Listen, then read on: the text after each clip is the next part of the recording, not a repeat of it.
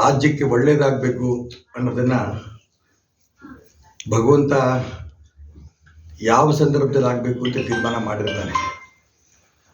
ನಿನ್ನೆ BJPಯ ರಾಜ್ಯ ಅಧ್ಯಕ್ಷ BY ವಿಜೇಂದ್ರ ಕೂಡ ನಿನ್ನೆ ನಮ್ಮ ದೇಶದ ಹೆಮ್ಮೆಯ ಪ್ರಧಾನಮಂತ್ರಿ ನರೇಂದ್ರ ಮೋದಿ ಅವ್ರನ್ನ ಮತ್ತು ಗೃಹ ಮಂತ್ರಿಗಳಾದ ಮಾನ್ಯ ಅಮಿತ್ ಶಾ ಅವರನ್ನು ಕೂಡ ಭೇಟಿ ಮಾಡ್ಕೊಂಡು ಬಂದಿದ್ದಾರೆ. ಅದೇ ರೀತಿ JDSನ ನಾಯಕರು ಮಾನ್ಯ ದೇವೇಗೌಡರು, ಕುಮಾರಸ್ವಾಮಿ ಅವರು ಕೂಡ ಮಾನ್ಯ ನರೇಂದ್ರ ಮೋದಿ ಅವ್ರನ್ನ ಮತ್ತು ಅಮಿತ್ ಶಾ ಅವ್ರನ್ನ ಭೇಟಿ ಮಾಡ್ಕೊಂಡು ಬಂದಿದ್ದಾರೆ. ಇಬ್ಬರು ಮಾತನ್ನು ಕೂಡ ನಾನು ಪತ್ರಿಕೆಗಳಲ್ಲಿ ಗಮನಿಸಿದೆ.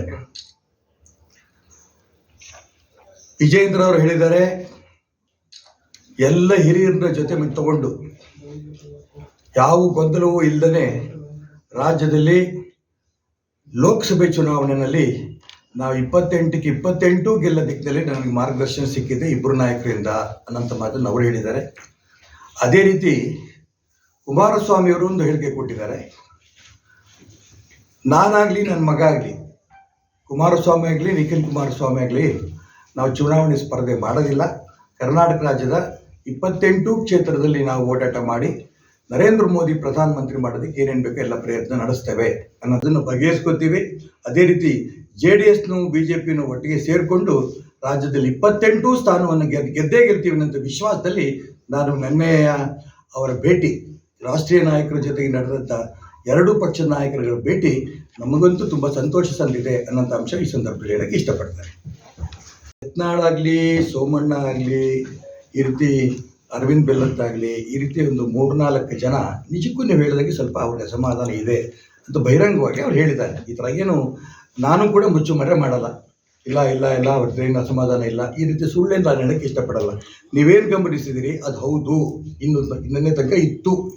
ನನಗನ್ಸುತ್ತೆ ನಿನ್ನೆ ಇಬ್ಬರು ರಾಷ್ಟ್ರೀಯ ನಾಯಕರು ಅವರಿಗೆ ಹೇಳಿರೋಂಥ ಮಾತುಗಳು, ವಿಜೇಂದ್ರ ಅವರು ಹೇಳಿದ ಮಾತು ಮತ್ತು ಅವರು ಹೊರಗಡೆ ಬಂದು ಹೇಳಿರೋಂಥ ಮಾತನ್ನು ಗಮನಿಸಿದಾಗ ಎಲ್ಲರನ್ನೂ ಒಟ್ಟಾಗಿ ನಾನು ತೊಗೊಂಡು ಹೋಗ್ತೀನಿ ಅಂತ ಅವ್ರ ಮಾತೇನು ಹೇಳಿದ್ದಾರೆ ಯಾರು ವಿಜೇಂದ್ರ ಅವರು, ಇದು ಕೇಂದ್ರ ನಾಯಕರು ಕೊಟ್ಟಂಥ ಒಂದು ಸೂಚನೆ ಅನ್ನೋಂಥ ಮಾತನ್ನು ಕೂಡ ಅವ್ರು ಹೇಳಿದ್ದಾರೆ. ಆ ದಿಕ್ಕಿನಲ್ಲಿ ಬರೋಂಥ ದಿನ ಯಾವುದೇ ವ್ಯಕ್ತಿ, ಈಗ ಭಾರತೀಯ ಜನತಾ ಪಾರ್ಟಿ ನರೇಂದ್ರ ಮೋದಿ ಬಗ್ಗೆ ಯಾರಿಗೂ ಗೊಂದಲ ಇಲ್ಲ. ಸಣ್ಣ ಪುಟ್ಟ ಅಸಮಾಧಾನಗಳು ಇತ್ತು, ಮತ್ತು 2 ಗುಂಪು ಅಲ್ಲ, ಒಂದು 3-4 ಜನಕ್ಕೆ ಅದನ್ನು ಸರಿ ಮಾಡಿಕೊಂಡು ಇಡೀ ರಾಜ್ಯದಲ್ಲಿ 28 ಸ್ಥಾನ ಗೆಲ್ಲೋದಕ್ಕೆ ಏನೇನು ಬೇಕು ಎಲ್ಲ ಮಾಡ್ತೀವಿ. ರಾಜ್ಯದ ಕೊಡುಗೆ, ಕರ್ನಾಟಕ ರಾಜ್ಯದಲ್ಲಿ ಕಳೆದ ಬಾರಿ 28ಕ್ಕೆ 25 ಸ್ಥಾನ ಕೊಟ್ಟಿದ್ವಿ. ಇದೇ ಪರಿಸ್ಥಿತಿ ಇದು ಕರ್ನಾಟಕ ರಾಜ್ಯದಲ್ಲಿ ಕಳೆದ ಬಾರಿನೂ ಕೂಡ ಸಿದ್ದರಾಮಯ್ಯನವರೇ ಮುಖ್ಯಮಂತ್ರಿ ಇದ್ದರು, ಕಾಂಗ್ರೆಸ್ ಸರ್ಕಾರವೇ ಇತ್ತು, ಆದರೂ ಕೂಡ 25 ಸ್ಥಾನ ತಗೊಂಡಿದ್ವಿ ನಾವು.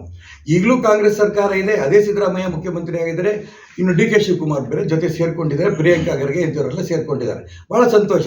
ಅದಕ್ಕೋಸ್ಕರ ನಾನು ಹೇಳ್ತೀನಿ, ಈ ಒಂದು ಸಂದರ್ಭದಲ್ಲಿ ಎಲ್ಲರೂ ಒಟ್ಟಾಗಿ, BJPಯವರು ಎಲ್ಲರೂ ಕೂಡ ಒಟ್ಟಾಗಿ, ಆ 3-4 ಜನ ನಮ್ಮ ನಾಯಕರೇ, ಅವರೇನು ಬೇರೆಯವರಲ್ಲ. ಯತ್ನಾಳ್ ಆಗಲಿ, ಅದು ಸೋಮಣ್ಣ ಆಗಲಿ, ಯಾವುದೇ ಕಾರಣಕ್ಕೂ ಕೂಡ ಅವರು ಪಕ್ಷದ ವಿರುದ್ಧವಾಗಿ ಒಂದು ಆಡಿಲ್ಲ. ಆದರೆ ಕೆಲವು ವ್ಯಕ್ತಿಗಳ ಬಗ್ಗೆ ಸ್ವಲ್ಪ ಅಸಮಾಧಾನ ಇದೆ ಅನ್ನೋದು ಹೇಳ್ಕೊಂಡಿದ್ದಾರೆ. ಅದು ಸಮಾಧಾನ ಆಗುತ್ತೆ. ಒಟ್ಟಾಗಿ ಸೇರಿಕೊಂಡು BJP ಜೊತೆ JDSನೂ ಸೇರಿಸ್ಕೊಂಡು ರಾಜ್ಯದಲ್ಲಿ ಕಳೆದ ಬಾರಿ 25 ಸೀಟ್ ಗೆದ್ದಿದ್ದೇವೆ, ಈ ಬಾರಿ 28 ಸೀಟನ್ನು ಖಂಡಿತ ನಾವು ಗೆಲ್ತೇವೆ. ಈ ವಿಶ್ವಾಸ ನನಗಂತೂ ಬಂದಿದೆ. ಈ ವಿಡಿಯೋ ನಿಮಗೆ ಇಷ್ಟವಾದಲ್ಲಿ ಲೈಕ್ ಮಾಡಿ, ಶೇರ್ ಮಾಡಿ, ಸಬ್ಸ್ಕ್ರೈಬ್ ಮಾಡಿ.